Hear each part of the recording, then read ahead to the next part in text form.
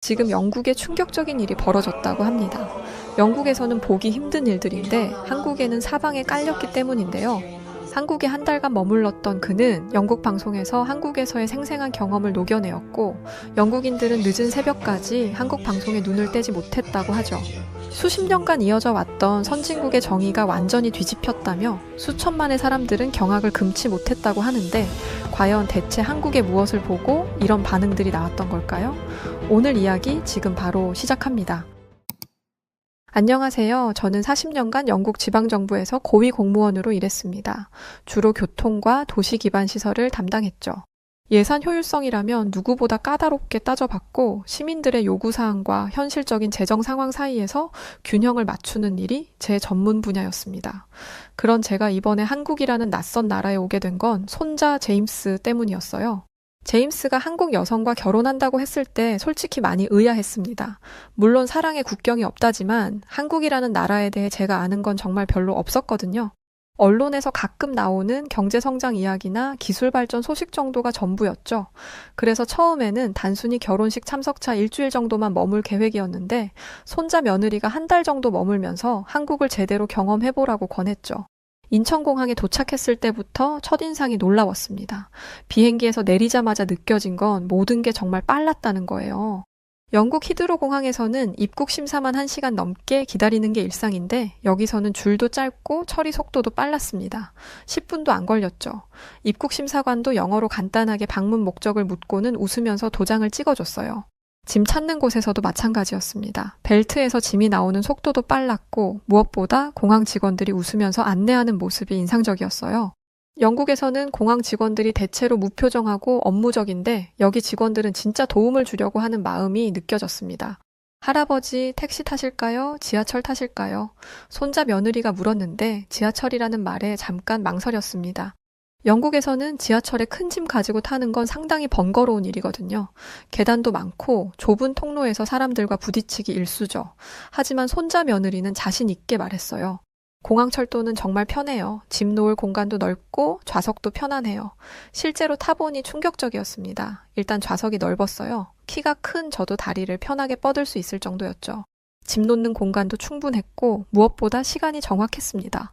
영국에서는 기차 지연이 일상인데 여기는 분 단위로 정확하더군요. 안내 방송도 한국어, 영어, 중국어, 일본어로 나와서 외국인도 전혀 불편하지 않았어요. 창밖으로 보이는 서울 시내도 생각보다 깔끔했습니다. 제가 상상했던 아시아 대도시의 모습과는 달리 질서정연하고 현대적이었어요. 고층 빌딩들이 즐비하지만 어수선하지 않고 도로도 잘 정비되어 있더군요. 호텔에 도착해서 체크인을 하는데 프론트 직원이 영어로 정말 유창하게 설명해줬어요. 그런데 여기서 또 놀란 건 단순히 카드키만 주는 게 아니라 호텔 이용 방법을 하나하나 친절하게 알려주더라고요. 엘리베이터 사용법, 조식 시간, 와이파이 연결 방법까지 말이죠. 영국 호텔에서는 그냥 키만 던져주고 룸 넘버 확인하세요 라고 끝인데, 여기서는 정말 손님을 배려하는 마음이 느껴졌습니다. 서비스가 기계적이지 않고 진심이 느껴졌거든요. 영국에서 40년간 공공 서비스를 해본 저로서는 이런 차이가 단순한 친절함을 넘어선 뭔가가 있다는 걸 직감했죠. 그날 저녁 손자 며느리와 함께 저녁을 먹으러 나갔는데 거리 풍경이 생각보다 활기찼습니다. 사람들이 바쁘게 움직이지만 질서정연했죠. 영국 런던 시내처럼 술 취한 사람들이 소란 피우는 모습도 없었고 거리도 깨끗했습니다. 뭔가 이 나라에는 제가 모르는 질서와 시스템이 있다는 생각이 들었어요. 다음날 아침 일어나서 창밖을 보니 날씨가 정말 더웠습니다. 온도계를 보니 36도라고 나오더군요. 영국에서는 25도만 넘어도 폭염이라고 난리인데 여기 사람들은 태연하게 돌아다니는 모습이 신기했어요. 손자 며느리와 함께 명동으로 쇼핑을 나가기로 했는데 밖에 나가자마자 아스팔트에서 올라오는 열기가 장난이 아니었습니다. 할아버지, 괜찮으세요? 너무 더우면 말씀하세요. 손자 며느리가 걱정하며 물어봤지만 저는 괜찮다며 미소를 보였습니다. 더위 정도는 참을 수 있다고 생각했거든요. 하지만 걷다 보니 정말 숨이 막힐 정도로 더웠습니다. 할아버지, 횡단보도에서 잠깐 기다렸다 가시죠. 신호등 앞에 서는 순간 갑자기 머리 위로 시원한 그늘이 느껴졌습니다. 처음에는 건물 그늘인 줄 알았는데 위를 올려다보니 횡단보도 위에 그늘막이 설치되어 있더군요.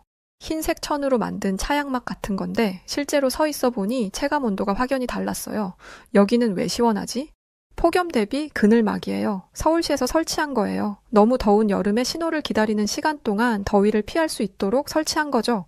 손자 며느리의 설명을 듣는 순간 제 머릿속에 과거가 스쳐 지나갔습니다. 영국에서 공무원으로 일할 때 시민들이 요청했던 대중교통 정류장 쉼터 확충 프로젝트가 생각났거든요. 당시 시민들이 비 오는 날이나 추운 겨울에 버스를 기다리는 동안 추위와 궂은 날씨로부터 보호받을 수 있는 시설을 늘려달라고 요청했었어요. 하지만 그 프로젝트는 예산 부족을 이유로 보류됐었죠. 당시 상급자가 했던 말이 지금도 생생합니다. 예산 대비 효과가 미미하다. 시민들이 조금 불편해도 참을 수 있는 정도 아닌가? 하지만 지금 이 그늘막 아래 서 있으니 생각이 완전히 달라지더군요. 이건 그냥 그림자가 아니었어요. 시민의 일상을 배려한 정책 철학이었습니다. 몇 분 서 있는 동안에도 체감온도 차이가 이렇게 나는데 매일 이런 더위 속에서 생활하는 시민들에게는 정말 필요한 시설이었던 거죠. 신호가 바뀌어 길을 건너는데 건너편에도 똑같은 그늘막이 있었어요. 그것도 모자라 길을 따라 걷다 보니 중간중간 버스 정류장마다 에어컨이 나오는 쉼터가 설치되어 있더군요. 영국에서는 비 막는 것도 제대로 안 되는 정류장이 대부분인데 여기는 냉방까지 되는 거예요. 이거 전기료만 어마어마할 텐데 시에서 이런 비용을 다 감당할 수가 있는 건가? 맞아요. 비용은 많이 들겠지만 시민 건강이 우선이니까요. 폭염으로 쓰러지는 사람들이 늘어나면서 더 중요해졌어요. 그 말을 듣는 순간 정말 충격이었습니다. 영국에서는 모든 정책이 예산 우선이었거든요. 시민 편의나 건강은 항상 뒷전이었죠. 예산이 부족하다, 우선순위가 아니다 라는 말로 대부분의 시민 요청을 거절했었는데 여기서는 시민 건강을 위해 비용을 아끼지 않는다는 거예요. 오후에 다른 지역들을 돌아다녀 봤는데 그늘막이 곳곳에 설치되어 있었습니다. 단순히 명동 같은 중심가만이 아니라 주택가 횡단보도에도 있더군요. 심지어 지하철 출입구 주변에도 임시 그늘막들이 설치되어 있었어요. 이건 단순한 편의시설이 아니라 도시 전체의 생활 인프라였습니다. 영국에서는 이런 걸 상상도 못하는 일인데 참 대단하네. 한국은 여름이 정말 덥거든요. 생존의 문제예요. 그 말이 맞더군요. 이건 사치가 아니라 생존을 위한 필수 인프라였어요. 셋째 날 손자 며느리는 정말 흥미로운 영상을 보여줬습니다. 휴대폰 화면에는 뉴욕 맨해튼 거리를 걷는 사람들이 나왔는데 놀랍게도 많은 사람들이 양산을 쓰고 다니더군요. 남녀노소 구분 없이 자연스럽게 양산을 사용하는 모습이었어요. 할아버지, 요즘 미국에서 한국식 양산 사용이 정말 유행이에요. 처음에는 정말 믿기지 않았습니다. 미국 사람들이 양산을? 제가 알기로는 미국 문화에서 양산은 그다지 일반적이지 않았거든요. 영국에서도 양산은 주로 여성들의 장식품 정도로 여겨졌는데 실용적이고 개인주의적인 미국 사람들이 양산을 쓴다는 게 정말 의외였어요. 정말 미국에서도 양산을 쓰나? 이상하게 생각하지 않나?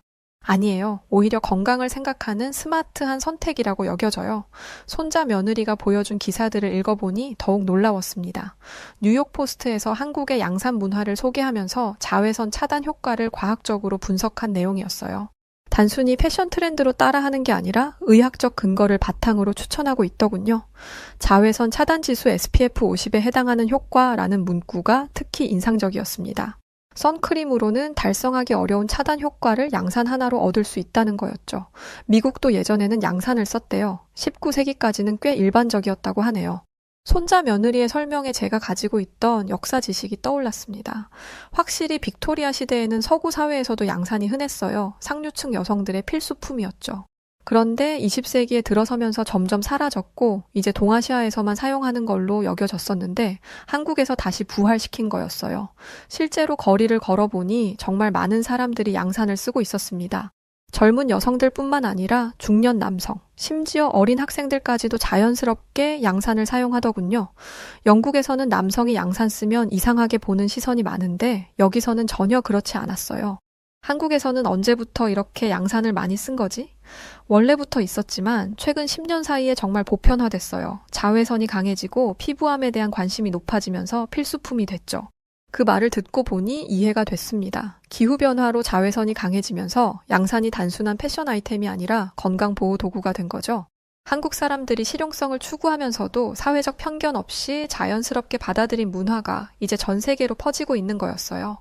카페에서 휴식을 취하며 창밖을 보니 양산 쓴 사람들이 자연스럽게 오가는 모습이 정말 인상적이었습니다. 색깔도 다양했어요. 검은색부터 흰색, 심지어 화려한 패턴까지 있더군요. 영국에서는 상상할 수 없는 풍경이었죠. 이런 작은 변화가 결국 미국까지 영향을 미쳤다는 게 정말 신기하네. 한국의 좋은 문화가 세계로 퍼지는 걸 보면 뿌듯해요. K-팝, K-드라마만이 아니라 이런 실용적인 것들도 말이에요. 넷째 날 아침 호텔에서 평소와 다른 경험을 하기도 했습니다. 엘리베이터를 타고 아침 식사를 하러 1층으로 내려가려고 했는데 실수로 12층 버튼을 눌러버렸어요. 영국에서는 이런 경우 그냥 체념하고 12층까지 올라간 다음 다시 1층으로 내려와야 했죠. 엘리베이터에서 잘못 누른 버튼을 취소하는 건 불가능하다고 생각했거든요. 아, 잘못 눌렀네. 12층까지 가야겠군. 혼자 중얼거리며 체념하고 있었는데 문득 생각이 나서 12층 버튼을 다시 한번 눌러봤습니다. 혹시나 해서 말이죠. 그런데 놀랍게도 불이 꺼지더군요. 정말 깜짝 놀라서 다시 1층을 누르니 제대로 작동했어요. 이게 되네? 너무 신기해서 몇 번 더 테스트 해봤습니다. 정말로 같은 버튼을 2번 누르면 취소가 되더군요. 영국에서 76년을 살면서 이런 기능이 있는 엘리베이터는 처음 봤어요. 로비에 내려가서 호텔 직원에게 물어봤습니다. 엘리베이터에서 잘못 누른 버튼을 취소할 수 있다는 게 정말인가요? 네, 맞습니다. 같은 버튼을 다시 누르시면 취소돼요. 한국에서는 기본 기능이에요. 직원의 대답을 듣고 정말 놀랐습니다. 기본 기능이라는 표현이 특히 인상적이었어요. 영국에서는 특별한 고급 엘리베이터에서나 볼 수 있을 법한 기능이 여기서는 당연한 거였던 거죠. 언제부터 이런 기능이 있었나요? 한국에서는 꽤 오래전부터 있었어요. 사람은 실수할 수 있다는 걸 전제로 만든 거죠. 사람은 실수할 수 있다는 표현이 정말 마음에 와 닿았습니다.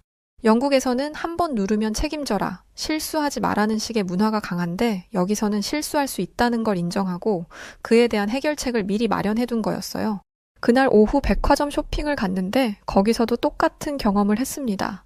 백화점 엘리베이터에서도 버튼 취소 기능이 있더군요. 심지어 일부 엘리베이터는 음성으로 안내까지 해줬어요. 잘못 누르신 층이 있으시면 같은 버튼을 다시 한번 눌러주세요. 이런 친절한 안내 멘트를 들으니 더욱 놀라웠습니다. 단순히 기능만 있는 게 아니라 사용법까지 친절하게 알려주는 거예요. 영국에서는 매뉴얼 읽고 알아서 해라는 식인데 여기서는 배려가 기본값으로 설정되어 있더군요. 지하철역에서도 확인해 봤는데 지하철 엘리베이터에도 같은 기능이 있었습니다. 심지어 오래된 것 같은 엘리베이터에도 말이죠. 이건 최신 기술이 아니라 한국에서는 오래전부터 당연하게 여겨지던 기능이었던 거예요. 정말 놀라운 발상이네. 왜 다른 나라에서는 이런 걸 생각 못했을까? 한국 사람들은 효율성을 추구하면서도 인간적인 실수를 용납하는 문화가 있어요. 완벽하지 않아도 괜찮다는 거죠. 그 말을 듣고 영국과 한국의 문화 차이를 확실히 느꼈습니다. 영국에서는 실수하면 벌을 받거나 불편을 감수해야 하는데 한국에서는 실수를 할 수 있다는 걸 인정하고 해결책을 제공하는 거였어요. 5째 날 손자 며느리가 한국 전통 음식을 제대로 먹여주겠다며 유명한 한식당에 데려갔습니다. 인테리어도 고급스럽고 분위기도 좋은 곳이었어요. 자리에 앉아서 메뉴판을 천천히 보는데 한글로 된 메뉴가 많아서 손자 며느리의 설명을 들으며 주문할 것들을 정했습니다. 주문하려고 손을 들어 직원을 불러봤는데 아무도 오지 않더군요. 영국 레스토랑에서는 손을 들거나 excuse me라고 말하면 직원이 와서 주문을 받는데 여기서는 전혀 반응이 없었어요. 몇 분 기다려봤지만 여전히 아무도 오지 않았습니다. 어떻게 주문해야 하는 거지? 직원들이 우리를 못 보는 것 같은데 할아버지, 이거 누르시면 돼요. 테이블 모서리에 작은 벨 버튼이 있더군요. 처음에는 무슨 장식인 줄 알았는데 실제로는 직원 호출 버튼이었어요. 버튼을 누르니 띵동 하는 조용한 소리가 났고 30초도 안 되어 직원이 저희 테이블로 다가왔습니다. 안녕하세요. 주문하시겠어요? 직원이 뛰어오는 게 아니라 자연스럽게 걸어와서 정중하게 주문을 받더군요. 그것도 정확히 저희 테이블이 어디서 불렀는지 알고 와서 말이죠. 이건 단순한 편의 기능이 아니라 완전히 다른 서비스 철학이었어요. 영국이나 프랑스 레스토랑에서는 손님이 직원을 부르는 것 자체가 어느 정도 부담스러운 일이거든요. 너무 자주 부르면 무례하다고 여겨지기도 하고 직원들도 바쁜 척하며 일부러 못 본 척하는 경우가 많죠. 하지만 여기서는 벨 하나로 그런 모든 부담감을 없앤 거였어요. 손님은 언제든 편하게 벨을 누를 수 있고 직원은 정확히 어느 테이블에서 불렀는지 알 수 있으니까 효율적이죠. 식사를 하면서 다른 테이블들을 관찰해봤는데 모든 손님들이 자연스럽게 벨을 사용하더군요. 물을 더 달라고 할 때, 추가 주문을 할 때, 계산을 요청할 때까지 모든 상황에서 벨을 사용했어요. 더 놀라운 건 프라이버시 측면이었습니다. 벨소리가 크지 않아서 다른 테이블에 앉은 사람들은 누가 직원을 불렀는지 모르더군요.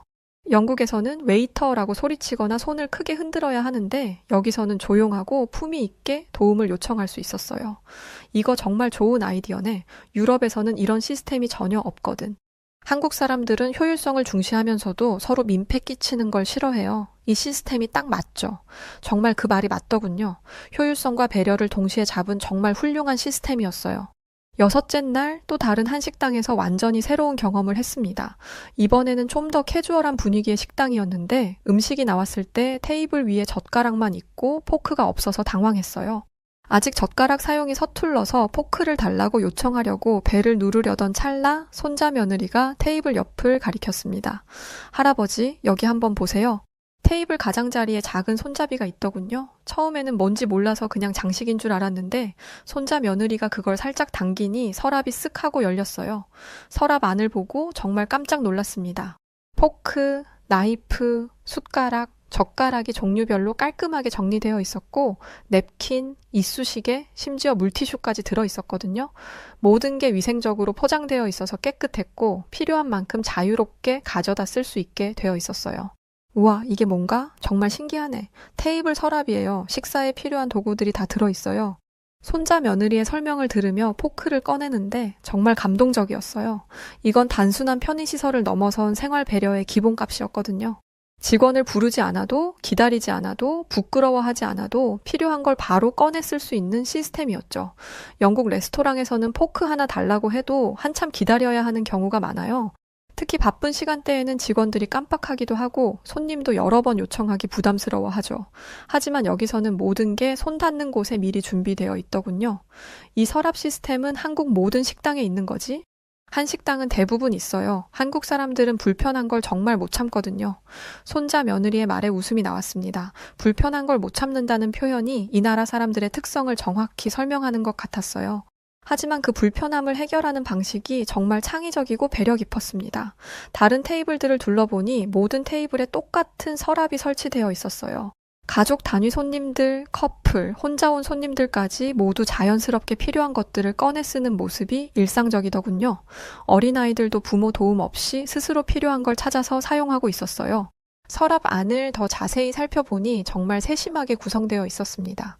젓가락은 나무 젓가락과 금속 젓가락 두 종류가 있었고 숟가락도 크기별로 여러 개가 준비되어 있었어요. 심지어 어린이용 작은 숟가락까지 있더군요. 정말 잘 만든 시스템이네. 직원도 편하고 손님도 편하고 모두에게 좋은 것 같아. 맞아요. 서로 윈윈이죠. 직원들은 일일이 가져다 줄 필요가 없으니 다른 서비스에 집중할 수 있고 손님들은 원하는 걸 언제든 자유롭게 사용할 수 있으니까요. 손자 며느리의 설명처럼 이건 정말 모두에게 도움이 되는 시스템이었습니다. 영국에서는 상상도 못할 발상이었어요. 보통은 비용 절감이나 효율성 둘 중 하나만 추구하는데 여기서는 두 마리 토끼를 다 잡은 거였죠. 7째 날은 장맛비가 내리는 날이었습니다. 아침부터 비가 꽤 많이 와서 우산을 챙기고 나갔는데 오후에 카페에서 휴식을 취하려고 들어갔을 때 문제가 생겼어요. 젖은 우산과 가방을 어디에 둘지 고민이 되더군요. 바닥에 두기는 지저분하고 비위생적이었고 옆 의자에 올려놓기는 다른 손님들에게 민폐가 될 것 같았어요. 영국에서는 보통 우산꽂이가 입구에 있거나 테이블 옆에 걸어두는 편인데 이 카페는 그런 시설이 보이지 않았거든요. 가방은 무릎 위에 올려놓고 우산은 의자 옆에 기댄 채로 앉아 있었는데 뭔가 불편했어요.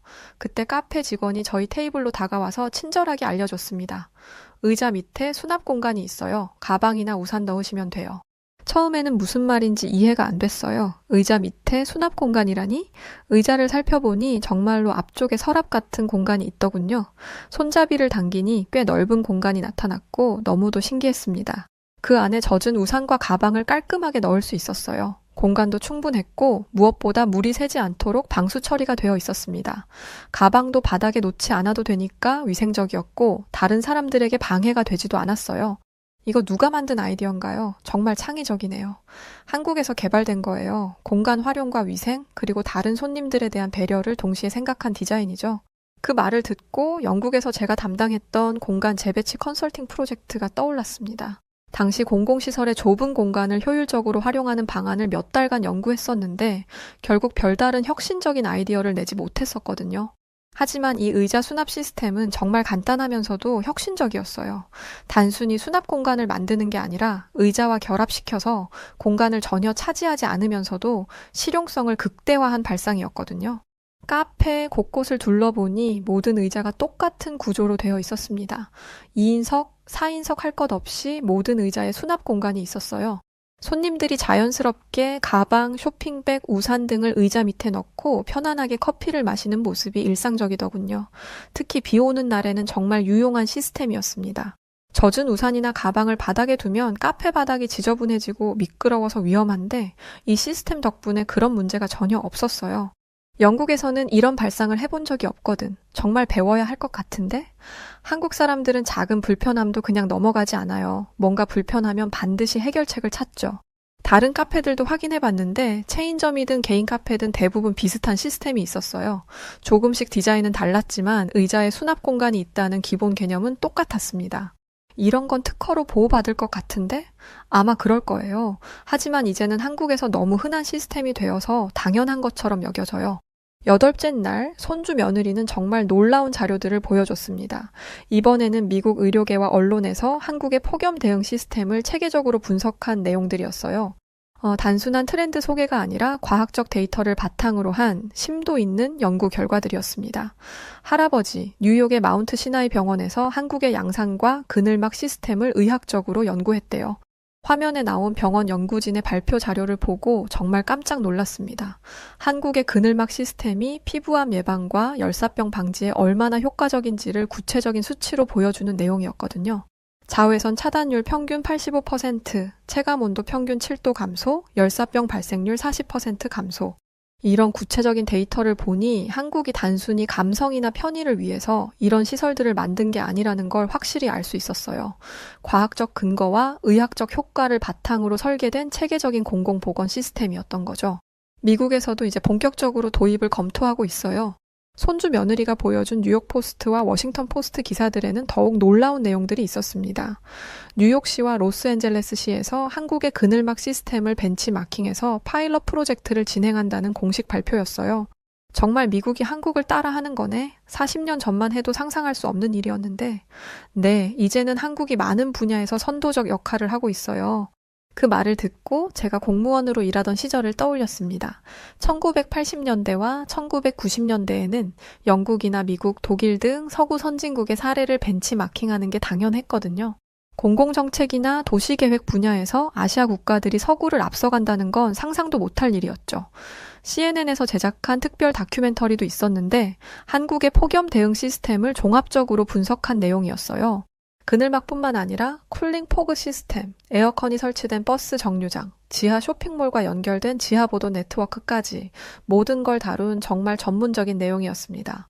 한국은 기후변화에 대응하는 도시 설계의 새로운 모델을 제시하고 있다. 다큐멘터리의 이 표현이 특히 인상적이었어요. 단순히 더위를 피하는 임시 방편이 아니라 기후변화 시대의 새로운 도시 모델로 평가받고 있다는 거였죠. 이건 정말 세계 공공정책의 미래인 거지? 영국도 이제 한국을 벤치마킹해야 할 때가 온 것 같네. 한국 정부가 실용성을 정말 중시하거든요. 좋은 건 빨리 받아들이고 문제가 있으면 빨리 고치는 문화예요. 하버드 대학교 공중보건학과에서 발표한 연구 논문도 있었는데 한국의 도시 폭염 대응 시스템이 다른 국가들의 모범 사례가 될 수 있다는 내용이었어요. 특히 비용 대비 효과 측면에서 매우 우수하다고 평가했더군요. 영국에서는 이런 시설 하나 만드는데도 몇 년이 걸리는데 한국은 어떻게 이렇게 빨리 도입하는 거지? 결정 과정이 빠르고 시민들도 새로운 것에 대한 거부감이 적어요. 좋은 건 빨리 받아들이는 문화죠. 9째 날 홍대 근처 카페에서 우연히 다른 외국인들과 이야기할 기회가 있었습니다. 프랑스에서 온 마르크 씨는 파리에서 건축 설계 일을 하고 있었고 독일에서 온 한스 씨는 프랑크푸르트에서 도시계획 관련 일을 하고 있다고 했어요. 모두 한국의 도시 시스템에 대해 깊은 관심을 가지고 있었습니다. 서로 자연스럽게 한국에서 경험한 신기하고 감동적인 일들을 공유하며 대화를 나눴습니다. 엘리베이터 버튼 취소 기능을 처음 봤을 때 정말 놀랐어요. 왜 우리는 이런 생각을 못했을까 싶더라고요. 저는 테이블벨 시스템이 가장 인상적이었어요. 독일에서는 웨이터를 부르는 것 자체가 좀 부담스러운 일인데 여기서는 너무 자연스럽더라고요. 의자 및 수납 공간도 정말 창의적이에요. 공간 활용과 위생, 배려를 모두 잡은 아이디어죠. 한국 사람들은 정말 디테일을 놓치지 않는 것 같아요. 작은 불편함도 그냥 넘어가지 않죠. 맞아요. 하지만 그 디테일이 단순한 편의성 추구가 아니라 진짜 사람을 배려하는 마음에서 나온다는 게 느껴져요. 우리는 한국에서 경험한 모든 것들이 단순한 기술적 혁신이나 편의시설이 아니라는데 완전히 의견이 일치했습니다. 그 모든 것들 뒤에는 사람의 실수를 용납하고 불편함을 미리 해결해주고 서로의 프라이버시와 존엄성을 존중하는 깊은 철학이 깔려 있다는 거였어요. 우리나라에서는 왜 이런 걸 만들지 못할까요? 기술적으로는 충분히 가능한 일들인데. 한스 씨의 질문에 저도 깊이 생각해 봤습니다. 영국에서도 기술과 자본은 충분했거든요. 하지만 결정적으로 부족했던 건 사람을 먼저 생각하는 마음이었던 것 같아요. 기술이나 예산의 문제가 아니라 사고방식의 차이가 아닐까요? 한국에서는 시민의 편의를 최우선으로 생각하는 것 같거든요. 프랑스에서는 원래 그런 거야. 참고 살아야지. 이런 식이거든요. 하지만 한국에서는 이거 불편하네. 어떻게 해결하지? 이런 식으로 접근하는 것 같아요. 독일도 마찬가지예요. 규칙이나 시스템을 바꾸는 건 정말 어려운 일이죠. 하지만 여기서는 시민이 불편해하면 바로 개선하려고 노력하더라고요. 그날 오후 우리는 계속해서 한국에서 경험한 작은 혁신들에 대해 이야기했습니다. 지하철역의 스크린도어, 버스 정류장의 실시간 도착 정보, 공공화장실의 청결도까지 모든 게 시민 중심으로 설계되어 있다는 걸 확인할 수 있었어요. 이 모든 게 하나의 철학으로 연결되어 있는 것 같아요. 맞아요. 그것은 바로 사람이 먼저라는 철학이죠. 어느덧 한 달간의 한국 체류를 마치고 영국으로 돌아가는 날이 왔습니다. 처음 왔을 때는 단순히 손자의 결혼식 참석이 목적이었는데 이제는 정말 많은 것을 보고 배우고 느끼고 가는 것 같아서 아쉬운 마음이 컸어요. 공항으로 가는 택시 안에서 지영 씨가 조심스럽게 물어봤습니다.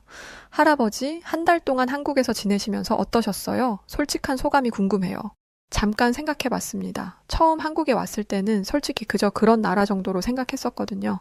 경제적으로 발전했다는 정도의 인식만 있었을 뿐 이렇게 세심하고 배려 깊은 시스템들이 일상 곳곳에 스며들어 있을 거라고는 전혀 예상하지 못했었어요. 처음에는 그냥 빠르고 효율적인 나라라고 생각했는데 이제 보니 그게 다가 아니더군요. 정말 사람을 배려하는 마음이 시스템 곳곳에 들어있어요. 그래서 손자 제임스가 이런 나라에서 살게 된다는 게 정말 안심이 되고 자랑스러워요. 진심이었습니다. 손자가 이런 따뜻하고 배려 깊은 사회에서 가정을 꾸리고 살아간다는 게 할아버지로서 정말 다행스럽고 뿌듯했어요. 인천공항에 도착해서도 마지막까지 놀라운 경험들이 계속됐습니다. 택시에서 내려서 체크인 카운터를 찾는 것부터 출국 심사를 마치고 탑승구에 도착하기까지 모든 과정이 정말 체계적이고 친절했어요. 안내 표지판도 여러 언어로 명확하게 되어 있었고 길을 잃을 염려가 전혀 없었습니다. 체크인할 때도 직원이 영어로 친절하게 안내해줬고 출국 심사도 빠르고 정확했어요. 면세점에서 쇼핑을 하는 동안에도 직원들이 정말 친절하게 도움을 줬습니다. 심지어 탑승구 변경 안내가 있었을 때도 당황하지 않았어요. 곧바로 새로운 탑승구 위치와 이동 방법, 예상 소요 시간까지 정확하게 안내가 나왔거든요. 영국에서는 이런 경우 혼란이 일어나는데 여기서는 정말 모든 게 완벽하게 준비되어 있네요. 비행기에 오르기 직전 한국관광공사에서 나온 기자가 출국하는 외국인 관광객들의 소감을 듣는 간단한 인터뷰를 요청했습니다. 짧은 인터뷰였지만 정말 진심을 담아서 대답했어요. 한국에서 가장 인상 깊었던 것은 무엇인가요? 이 나라는 정말 스마트합니다. 하지만 그보다 더 중요한 건 따뜻하다는 거예요. 구체적으로 어떤 점이 그랬나요? 작은 디테일 하나하나에 사람을 배려하는 마음이 들어있어요. 횡단보도 그늘막, 엘리베이터 버튼, 취소 기능, 테이블벨 시스템, 의자 수납 공간까지 모든 게 사람을 먼저 생각해서 만든 거였죠. 사람을 먼저 생각한다는 그 따뜻함이 참 좋았습니다. 그래서 다음에는 더 오래 머물면서 더 많은 걸 보고 배우고 싶어요. 영국 사람들에게도 한국의 이런 시스템들을 소개하고 싶고요. 비행기 창문으로 서울의 야경이 점점 멀어지는 걸 보면서 한 달간의 경험을 되돌아봤습니다. 처음에는 단순한 편의시설이나 신기한 기술 정도로 생각했던 것들이 알고 보니 모두 사람에 대한 깊은 존중과 배려에서 나온 것들이었다는 걸 깨달았어요. 영국에 돌아가서 친구들과 동료들에게 한국 이야기를 들려줄 때마다 항상 이 한 문장으로 요약합니다. 한국은 그냥 똑똑한 나라가 아닌 배려로 전 세계를 바꾸는 나라입니다. 이런 작은 디테일들이 결국 세상을 바꿀 수 있으며 유일하게 한국이 바로 그걸 해내고 있습니다. 지금도 가끔 엘리베이터를 탈 때마다 또 레스토랑에서 직원을 부를 때마다 한국에서의 경험이 떠오릅니다. 그때마다 왜 우리는 이런 걸 생각하지 못했을까라는 아쉬움과 함께 한국에 대한 그리움이 밀려와요. 최근에는 영국 지방정부 은퇴자 모임에서 한국의 공공정책 사례들을 소개하는 강연도 몇 차례 했습니다. 처음에는 아시아 국가에서 뭘 배우겠어 라는 회의적인 반응도 있었지만 구체적인 사례들과 효과를 설명하고 나면 모두들 깊이 관심을 보이더군요. 실수를 용납하는 엘리베이터, 프라이버시를 지켜주는 테이블벨, 공간과 위생을 동시에 해결하는 의자 수납 공간. 이런 사례들을 들려줄 때마다 청중들의 눈빛이 달라지는 걸 봅니다. 단순히 신기한 기술이 아니라 사람을 배려하는 철학이 담긴 혁신이라는 걸 이해하게 되는 거죠. 몇 달 전에는 손자 제임스가 한국에서 찍은 영상들을 보내왔는데 여전히 그 모든 시스템들이 잘 작동하고 있더군요. 심지어 새로운 것들도 계속 생겨나고 있었어요. 지하철역에 설치된 스마트 벤치, 폭염 대응 쿨링 포그 시스템, 더욱 발전된 형태의 그늘막들까지 말이죠. 할아버지, 한국이 계속 발전하고 있어요. 할아버지가 오셨을 때보다 더 편리해졌어요. 손자 제임스의 말을 들으며 정말 놀라웠습니다. 이미 충분히 훌륭했던 시스템들이 계속해서 발전하고 있다는 거였거든요. 현상 유지가 아니라 지속적인 개선을 추구하는 문화, 그것이야말로 한국의 진짜 힘이라는 생각이 들었어요. 요즘 영국 언론에서도 한국의 도시 정책들을 소개하는 기사들이 종종 나오고 있습니다. 특히 런던시에서 한국의 폭염 대응 시스템을 벤치마킹 하겠다는 발표를 했을 때는 정말 뿌듯했어요. 제가 한국에서 직접 경험했던 그 시스템들이 이제 제 고향에도 도입될 수 있다는 희망이 생겼거든요. 손주 며느리와는 지금도 정기적으로 연락을 주고받고 있습니다.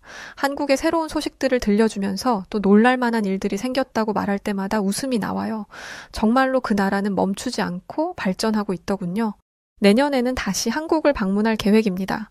이번에는 한 달이 아니라 2달 정도 머물면서 더 많은 지역을 둘러보고 더 다양한 시스템들을 경험해보고 싶어요. 그리고 가능하다면 한국의 정책 담당자들과도 만나서 이런 혁신들이 어떻게 만들어지는지 직접 들어보고 싶습니다. 76의 나이에 새로운 나라에서 이렇게 많은 것을 배우게 될 줄은 정말 몰랐어요. 하지만 한국에서의 한 달은 제게 단순한 여행이 아니라 인생의 새로운 관점을 열어준 소중한 경험이었습니다. 그리고 무엇보다 이제 저는 확신합니다. 한국은 정말 배려로 전 세계를 바꾸고 있는 나라라는 것을요.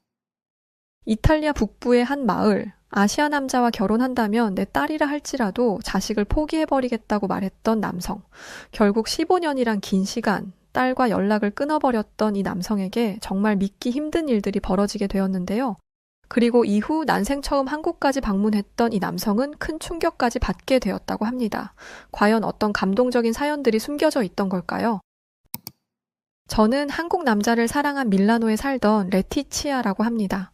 제가 살던 밀라노는 이탈리아 북부 롬바르디아주의 중심 도시로 로마에 이어 이탈리아에서는 2번째로 큰 도시이죠. 유럽에서도 중요한 금융과 산업 중심지 중 하나인 곳입니다. 저와 남편 태우는 20년 전 밀라노 대학에서 만났어요. 남편은 교환학생으로 와 있었고 저희들은 참 소소한 연애를 즐겼습니다.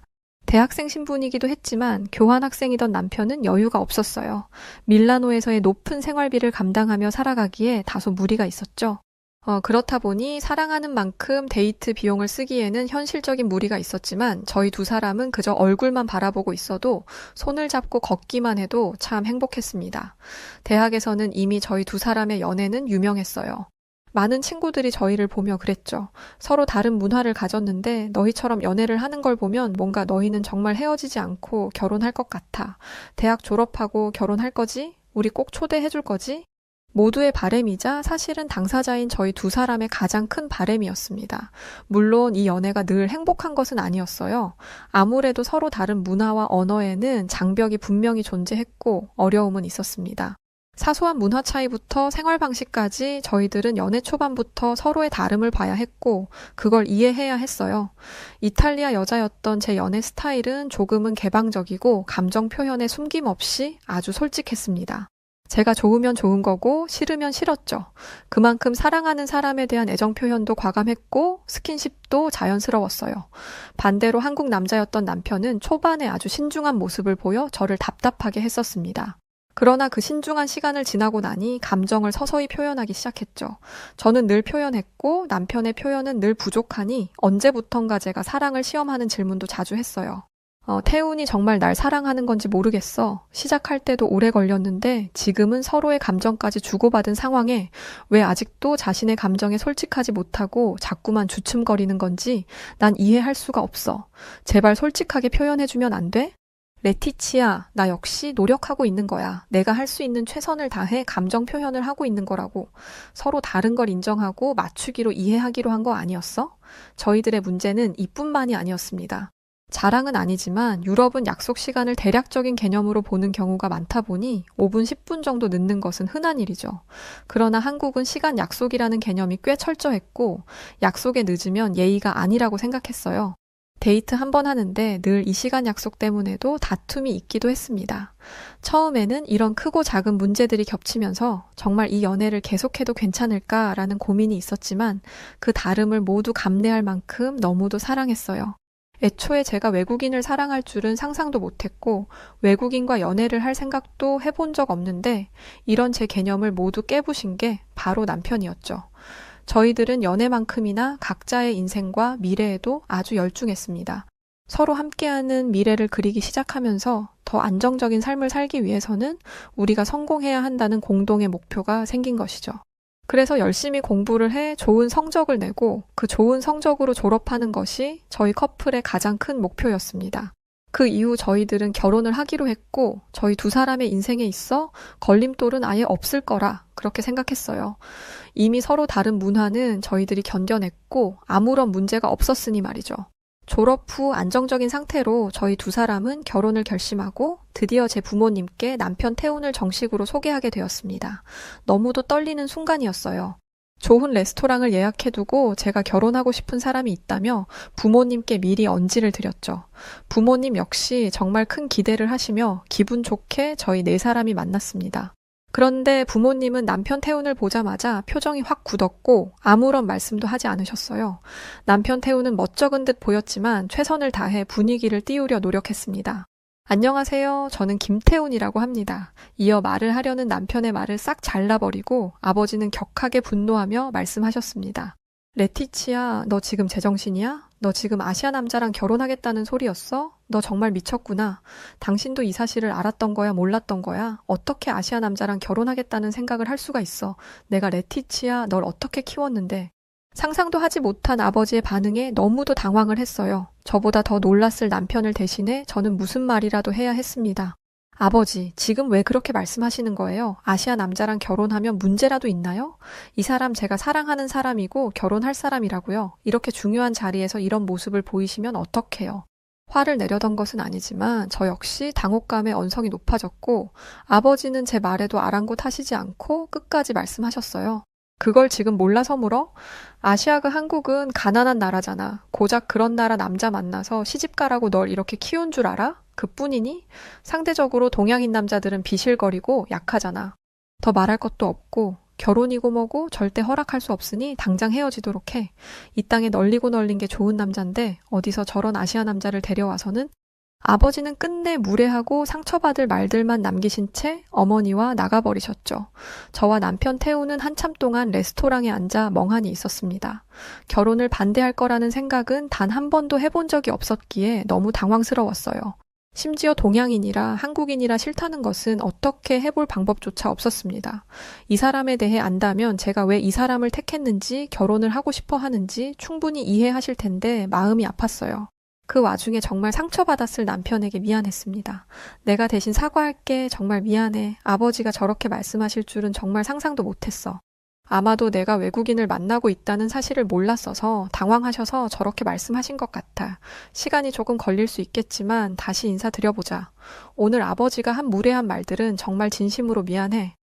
남편은 애써 미소를 보이며 제게 말했어요. 아니야, 충분히 그럴 수도 있겠다 생각은 했었어. 그런데 정말 그런 말들을 들으니까 순간적으로 나도 당황해서 아무 말을 못했는데 다시 해보자. 그래, 다시 해보자. 저는 그날 이후 아버지와 수도 없이 대화를 했습니다. 대화를 할 때마다 서로에게 가진 상처를 남기고 있었고 정말 지쳐가고 있었죠. 아버지, 지금 시대가 어떤 시대인데요? 한국이 아직도 예전에 그 한국인 줄 아세요? 얼마나 발전한 줄 아시냐고요? 그리고 아시아 남자라고 다 가난하고 약해요? 그건 그냥 아버지 편견일 뿐이잖아요. 아직 태훈 씨가 어떤 사람인지 제대로 대화조차 해보지 않았으면서 왜 그저 국적 하나로만 사람을 판단하세요? 어떻게 아버지가 그러실 수 있어요? 정말 실망이네요. 이게 다 널 위해서 그런 거지? 내 욕심이겠니? 내가 너보다 살아도 더 오래 살았다. 아시아 남자들이랑 어울려 팔 잡힌 꼴을 못 봤는데 하물며 내 딸이 시집을 가겠다는데 무슨 수를 써서라도 막아야 하지 않겠어? 레티치야, 네가 뭘 하든 난 죽어도 마음 돌릴 생각 없어. 그놈이 어떤 놈인지 알아보고 싶지도 않고 궁금하지도 않다고. 그러니 나한테 자꾸 보일 생각하지 말고 당장 정리해. 아버지와 점점 사이까지 벌어지기 시작했고 매일을 눈물로 밤을 지새웠습니다. 아버지와 저의 팽팽한 기싸움 가운데 껴있는 어머니는 그러셨어요. 레티치야, 이번만큼은 네가 아버지 뜻에 따라주는 게 어떨까? 여태껏 살며 아버지가 네가 원하는 걸 못하게 막은 적은 단 한 번도 없잖아. 엄마가 이만큼 살아보니 나이가 들면서 따라오는 삶의 지혜와 세상을 보는 눈이라는 게 있더라고. 아버지도 뭔가 느낌이 좋지 않으니까 막는 거 아니겠어?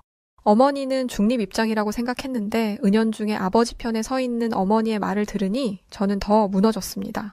결국 엄마도 이 결혼을 반대하고 있었구나. 도대체 왜 그러는 거야? 태훈 씨가 어떤 사람인지 제대로 알지도 못하면서 왜 그러냐고, 왜? 한국 사람인 게 뭐가 문제인 건데 그게 도대체 뭐가 잘못이라고 태훈 씨에 대해서 알아보지도 않고 무작정 반대만 하냐고. 난 절대 포기 못해. 중립을 지킨다고 생각했던 어머니와도 벽을 쌓아버렸고 저는 집에서 온전히 혼자가 되었습니다. 물론 부모님 가슴이 더 찢어질 것을 알았어요. 서로가 너무도 힘든 시간을 보내고 있다는 것을 잘 알고 있었습니다. 그러나 저는 남편 태훈을 결코 포기할 수 없었고 어떻게든 이 결혼을 하고 싶었죠. 한국으로 돌아갔던 남편은 결국 부모님께 다시금 인사를 드리며 완강한 아버지를 설득하기 위해 이탈리아로 왔습니다. 너무 떨렸지만 저희는 주저할 시간조차 없었어요. 집에 가서 아버지께 무슨 말을 들어도 한 귀로 듣고 흘려야 해. 알겠지? 절대 가슴속에 담아두고 상처받지 마. 우리 서로 약속했잖아. 이 모든 과정에서 듣는 말들은 한 귀로 듣고 흘려보내자고. 꼭 그렇게 할 테니까 레티치아 부모님께 너무 언성 높이면서 화내지 말고 그거 하나는 꼭 약속해. 알겠지? 그렇게 굳은 다짐 끝에 다시금 저희 집으로 갔습니다. 어머니께는 미리 가겠다고 귀뜸을 해둔 상태라 저희가 갈 것을 알고 계셨어요. 이내 집안에 들어섰고 인사를 하기도 전에 아버지는 저희를 향해 성큼성큼 다가오셨습니다. 그리고 가만히 여기 서 있으라고 하셨고 이내 제 방에 올라가 큰 캐리어를 가지고 내려오셨죠. 도저히 너랑은 더 대화할 수 없겠구나. 부모가 그렇게 헤어지라고 말리는데 끝까지 네 멋대로 하고 살 거라면 네 짐을 다 싸줄 테니 저 아시아 남자랑 결혼을 해서 살던 말던 네 멋대로 살아라. 내 집에 한 발자국도 들이지 말고 거기서 선택해. 어차피 너희들 멋대로 할 결혼이라면 굳이 우리의 허락이 왜 필요한 거니? 알아서들 선택하고 살아라. 단 그날부로 부모 자식의 연은 끝인 줄 알아. 아버지는 정말 극단적인 선택을 하셨어요. 혹시 몰라 어머니는 아버지께 저희가 온다고 미리 말을 하셨고 듣자마자 제 방에 가서 큰 캐리어에 제 짐을 잔뜩 싸셨죠. 그리고는 오자마자 저렇게 선택을 하라고 하신 겁니다. 정말 속이 답답했어요. 아버지 꼭 이렇게까지 하셔야겠어요? 이 사람이 어떤 사람인지 들어보실 수는 있잖아요. 제가 왜 이 사람과 결혼을 선택했고 부모님 뜻 한번 거스르지 않던 제가 왜 고집부리며 결혼하려는지 들어는 보셔야죠. 왜 무작정 이렇게 강압적으로만 하시는 거예요? 정말 저랑 연을 끊고 싶으신 거예요? 아시잖아요. 전 이 사람 포기 안 한다는 거.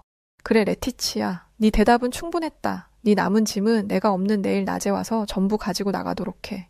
그 이후에 있는 짐은 전부 버릴 거니까 그렇게 알고 이제부터 넌 내 딸이 아니다. 2번 다시 찾아오지 말고 연락도 하지 말아라. 나가라. 내 집에서. 아버지는 그렇게 정말로 가족의 연을 끊자며 문전박대를 하셨습니다. 절망 속에 갇혀 한참 동안 주저앉아 펑펑 울었어요. 제가 우는 소리가 들렸을 텐데 정말 들릴 텐데 단 한 번도 나와보지 않으셨죠. 그렇게 2시간이 넘도록 집 앞에서 울고 또 울다 지쳐서 캐리어를 끌고 떠나왔습니다.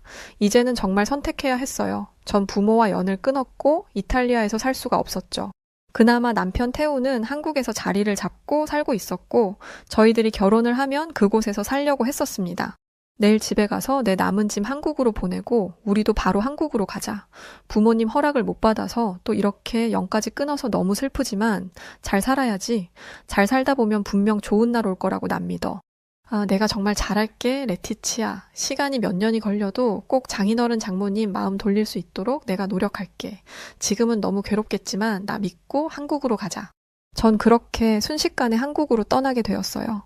한국에서의 새 삶을 시작한다는 것은 제게 정말 많은 감정을 들게 했습니다. 한평생 저 하나 잘 키우겠다고 고생하셨던 부모님을 등지고 온 거라 저는 꼭 잘 살아야 했어요. 잘 사는 모습이라도 보이며 차츰 이 관계를 꼭 회복하려 했습니다. 또 한편으로는 남편과 시작하는 한국에서의 삶이 철없이 참 설렜어요. 그러나 연애 초반에 겪던 문화 차이는 세 발의 피 수준이었고 한국에서 정착하며 살면서 겪는 문화 차이는 상상 이상으로 컸습니다. 정말 크게 보면 한국은 집단 문화지만 이탈리아는 개인주의 성향이 강한 나라였죠. 또 한국은 빠른 문화이지만 그에 비해 이탈리아는 여유로운 삶을 지향하죠. 이뿐 아니라 한국은 예의 중시를 하지만 이탈리아는 자연스러운 감정 표현의 자유가 있어요. 이렇게만 나눠봐도 문화 차이는 꽤 컸습니다. 기본적인 한국의 식문화 예절도 처음에는 낯설었습니다. 시댁에 가서 밥을 먹을 때마다 정말 문화 차이를 많이 느꼈죠. 시댁에서는 저를 많이 반겨주셨고 저희 부부가 갈 때마다 다양한 음식을 한 상 차려주셨어요.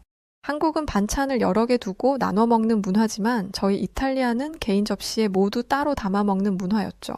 처음에는 이런 사소한 것들이 모두 어색하고 꼭 제가 잘못하고 있다고 느껴졌지만 남편과 시댁 식구들은 천천히 알려주셨습니다. 꼭 고칠 필요까지는 없지만 한국에서 살다 보면 한국인들이랑 식사하는 자리가 많아질 거잖아. 그럴 때 알아두면 도움이 될 거야. 혹시 궁금한 거 있으면 물어보고 우리 가족끼리 먹을 때는 레티치아 원래 먹던 대로 편하게 들어. 그렇게 낯설게만 느껴지던 한국의 문화도 점점 적응해 나가기 시작했고 저희 부부는 두 아이도 낳았어요. 아이를 낳고 나니 이전보다 더 큰 행복함이 몰려왔습니다. 둘째 때는 덜했지만 첫 아이를 낳을 때는 정말 부모님이 너무도 보고 싶었어요. 그래도 남편과 시어머니가 손을 꽉 잡아주시며 곁을 지켜주셔서 보고 싶은 간절함을 달랠 수 있었습니다. 두 아이를 키우다 보니 부모님께서 저를 어떤 마음으로 키우셨을지 더 뼈저리게 느껴졌어요. 그럴 때마다 가슴이 찌릿했고 참 그립고 보고 싶었습니다. 그나마 보고 싶은 마음을 달랠 수 있는 것은 핸드폰 속에 담겨있는 부모님의 사진과 영상들이 전부였어요. 보고 또 본 그 사진과 영상들을 항상 보고 또 보며 아픈 마음을 달랬습니다. 그런데 이렇게 살다 보니 언제 부모님께 다시 연락을 해야 할지 모르겠더라고요. 한참을 고민한 끝에 전 어머니께 연락을 해봤습니다. 놀랍게도 어머니는 제 전화를 받으셨죠. 엄마, 잘 지내고 있는 거지? 나야 레티치야. 정말 보고 싶어서 너무 보고 싶어서 연락했어. 나는 그이랑 잘 지내고 있어. 애도 둘이나 낳았고 한국에서의 생활도 너무 행복해.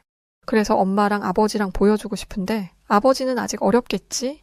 어머니는 제 목소리에 오열을 하시며 말씀하셨어요. 왜 이제야 연락했어 왜? 얼마나 기다렸다고. 아무리 아버지가 그랬다고 해도 엄마한테는 연락을 해줬어야지. 너 잘 살고 있는 거면 됐다. 아버지 고집을 누가 말려. 아무도 네 얘기 꺼내지도 못해.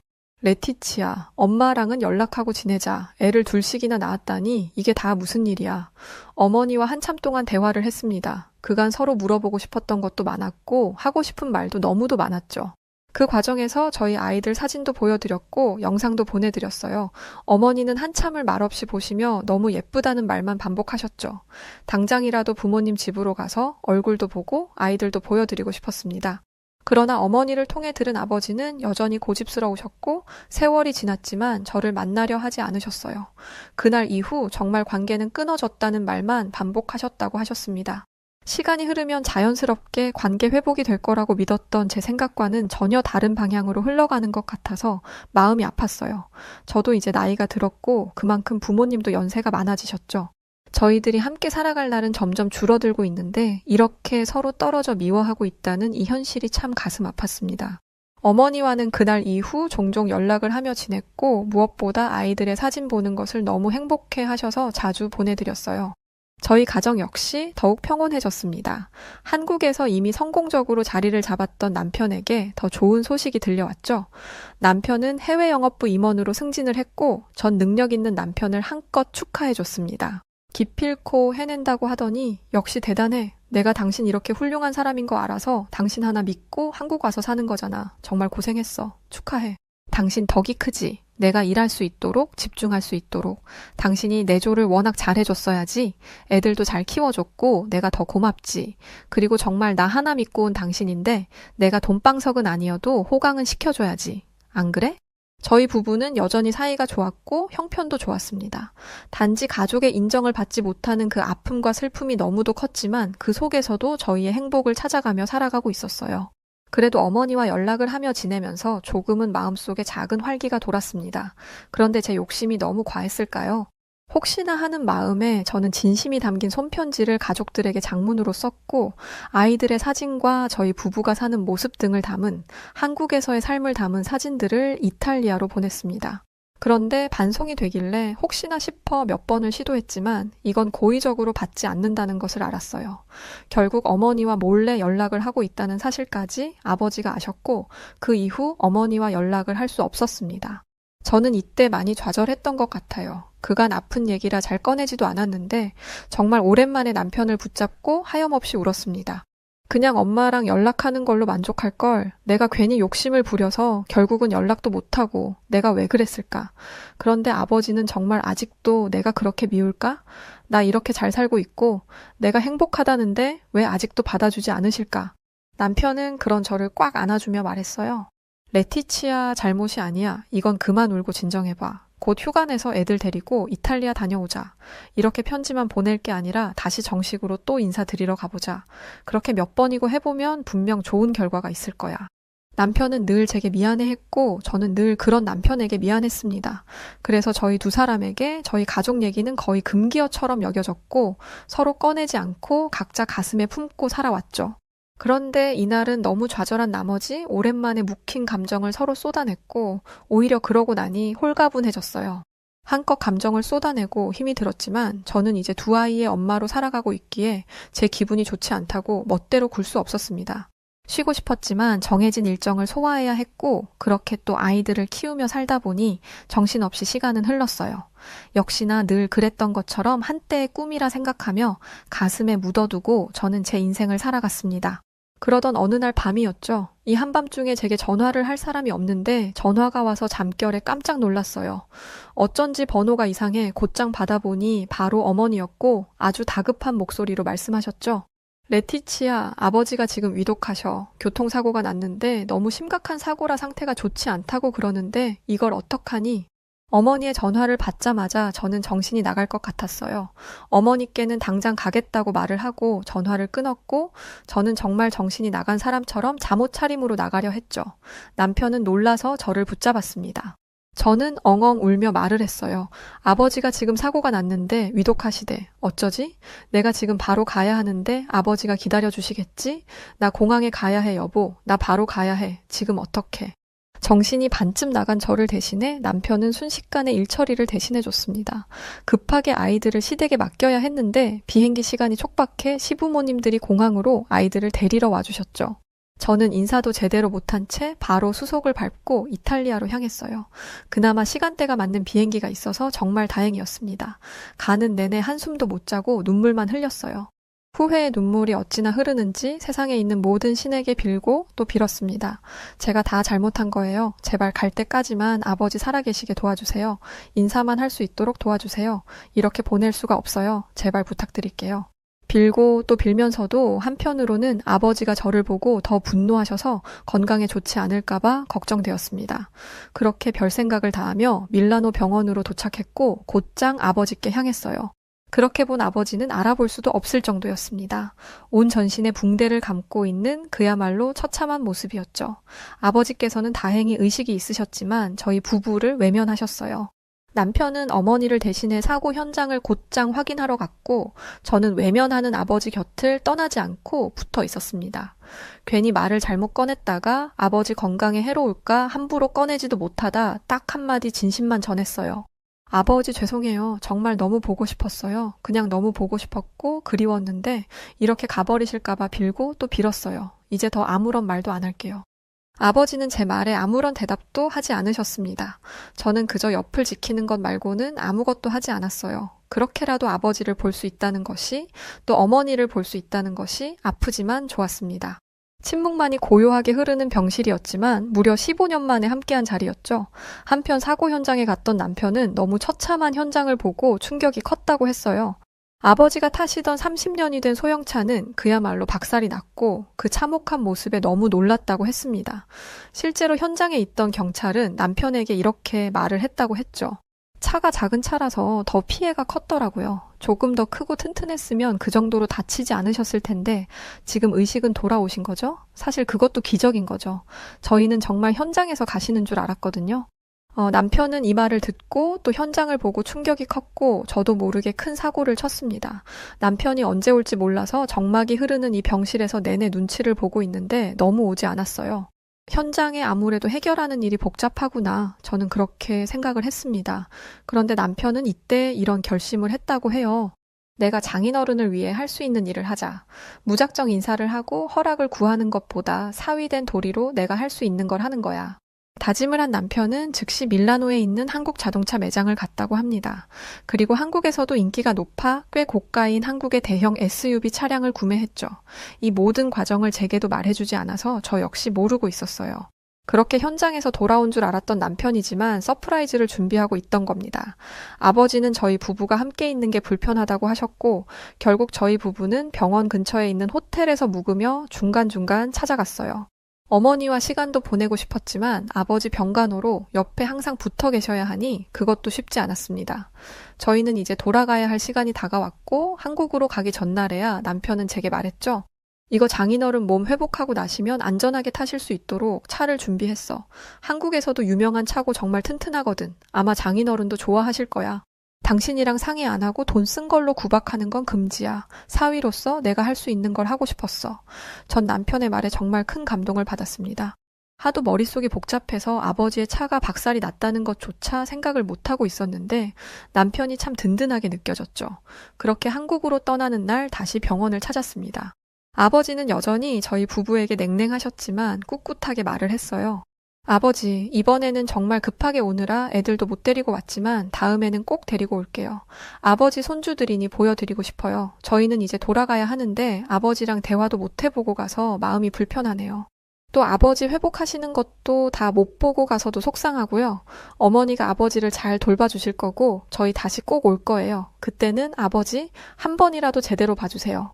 그렇게 간절히 말했지만 역시나 미동조차 없는 아버지셨죠. 참으로 매정한 아버지의 모습을 뒤로하고 병실을 나섰습니다. 그리고 어머니께 남편은 차 키를 쥐어주며 말했어요.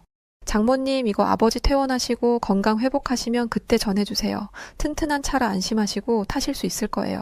그리고 레티치아는 제가 정말 많이 사랑하고 한국에서 아이들이랑 함께 행복하게 그렇게 살고 있으니 저희는 걱정 마세요. 정말 그렇게 마지막 인사를 하고 한국으로 다시 향했습니다. 전 그제야 다시 눈물이 났어요. 아버지는 무려 15년이 지났고 생사가 오고 가던 저 상황 속에서도 변하지 않았어. 정말 날 너무 끔찍하게 미워하시는 거야. 레티치야, 그런 말이 어딨어. 난 장인어른 마음이 조금은 열렸다고 생각했는데 시간이 분명 해결해 줄 거야. 우리는 그저 묵묵히 우리가 할 수 있는 일을 하자. 이번에도 우리가 할 수 있는 것은 다 한 거야. 그렇게 한국으로 돌아와 바로 일상으로 복귀를 했고 언제 그랬냐는 듯 똑같은 하루하루가 이어졌어요. 아이들의 학교 생활, 남편의 직장 생활, 주부로서의 제 삶, 늘 그렇듯 말이죠. 그로부터 한 달 후 어머니에게 연락이 왔습니다. 레티치야, 아버지 드디어 오늘 퇴원하셨어. 건강 회복도 많이 하셨고 무엇보다 사위가 준 차를 보고 아주 놀라시더라. 이게 다 뭐냐고 누가 이런 비싼 차를 줬냐고 해서 엄마가 말했거든. 당신 차 박살난 거 보고 튼튼한 차 타시라고 바로 사서 주고 갔다고. 그랬더니 뭘 하셔? 뭐라긴 한참 동안 차 뚫어지게 보더니 이게 한국 차 맞냐면서 고급스럽다고 감탄하고 기술에 놀라고 이 정도 차였으면 애초에 아버지 그렇게 안 다쳤을 거라고 하시더라. 그리고 처음으로 사위가 어떤 사람인지 묻더라. 드디어 처음으로 아버지는 남편에 대해 물으셨죠. 전 너무 설레고 기분이 좋았습니다. 곧이어 아버지에게 전화 한 통을 받았고 정말 몸이 덜덜 떨렸어요. 레티치아 맞지? 긴 세월 동안 고집 부려서 정말 미안하다. 처음에는 아시아 남자라 정말 싫었지만 고집 부려서 어떻게든 결혼할 걸 알았어. 그래서 더 독하게 했던 것 같아. 내가 이렇게 독하게 굴어야 둘이 이 악물고 잘 살지 않을까 싶었던 것 같다. 그래도 흘려보낸 15년 세월 참 미안하구나. 아버지는 진심 어린 사과를 하셨고 제 남편에게도 따로 연락을 해 사과를 하셨습니다. 정말 15년 만에 심장이 터질 것 같던 순간이었어요. 서로에 대한 오해를 모두 풀었죠. 그리고 드디어 정식으로 부모님을 한국으로 초대하게 되었습니다. 공항에 도착한 부모님을 보니 왜 또 눈물이 나는지 달려가 어린아이처럼 안아드렸어요. 아버지는 그런 저를 꽉 안아주시며 그러셨죠. 미안하다 레티치야. 내가 너무 고집을 부렸구나. 부모님은 일주일 동안 한국 저희 집에서 머물며 여행도 하시고 저희 애들과도 시간을 보내셨어요. 손주 재롱에 녹기도 하시고 무엇보다 한국의 모습에 많이 놀라셨습니다. 부모님 눈에 서울은 그야말로 첨단 도시였죠. 세상에 한국이 이렇게 발전했구나. 내가 알던 예전의 한국 모습은 아예 사라지고 없네. 한국이 이탈리아보다 훨씬 좋은데? 부모님은 감탄하기 바쁘셨습니다. 심지어 저희가 사는 한국의 아파트 시스템의 편리함과 스마트함에도 반하셨어요. 이탈리아 주거지는 고풍스럽긴 하나 대부분이 오래된 석조 건축물이고 건물 안에 엘리베이터가 없는 경우도 많죠. 그에 비해 한국 아파트는 최첨단 시스템을 장착하고 있는 스마트한 시설이라 부모님의 입장에서는 놀랄 법도 하셨습니다. 저희 온 가족이 함께했던 한국에서의 일주일은 15년 세월을 무색하게 할 정도로 너무도 많이 웃고 행복한 시간이었어요. 이제는 분기별로 자주 보기로 했지만 저 일주일은 평생 잊을 수 없는 날이죠. 가시기 전에 제 아버지는 남편을 꽉 안아주시며 그러셨습니다. 태운 내 사위, 내 딸을 행복하게 해줘서 정말 고맙네. 내가 그렇게 상처를 줘서 미울 법도 한데 이렇게 행복하게 살게 해주고 있었다니 정말 고맙네. 늙은이가 편견에 갇혀 너무 무지했네. 그리고 자동차 선물도 고맙고 이제는 자주 보고 살자고. 그렇게 정말 저희들은 15년 만에 정식으로 가족이 되었고 이제 또 다른 새로운 시작이라고 저는 생각합니다. 거리가 멀긴 하지만 저희가 못 가면 부모님이 한국으로 오시기도 하고 또 한국으로 오시는 걸 워낙에 좋아하셔서 어떻게든 자주 만나려 노력하고 있어요. 서로 다른 문화의 차이를 극복하고 온전한 가족이 된 이야기였습니다. 네, 오늘 이야기는 여기까지입니다. 한국인 사위의 선물과 아버지의 사고가 계기가 되어 가족이 다시금 행복을 찾게 되었네요. 한국은 나라도 훌륭하지만 사람의 성품도 매우 훌륭하답니다. 좋은 가족 늘 행복하시길 바랍니다. 자, 그럼 오늘 이야기 어떻게 들으셨나요? 사연이 좋으셨다면 구독과 좋아요 부탁드립니다. 그럼 지금까지 사연을 전해드린 저는 여우튜브 송은지였고요. 저는 더 좋은 이야기로 다시 찾아뵙겠습니다. 영상 시청해주신 모든 분들 고맙습니다. 그리고 늘 감사드리고 사랑합니다. 언제나 건강하세요.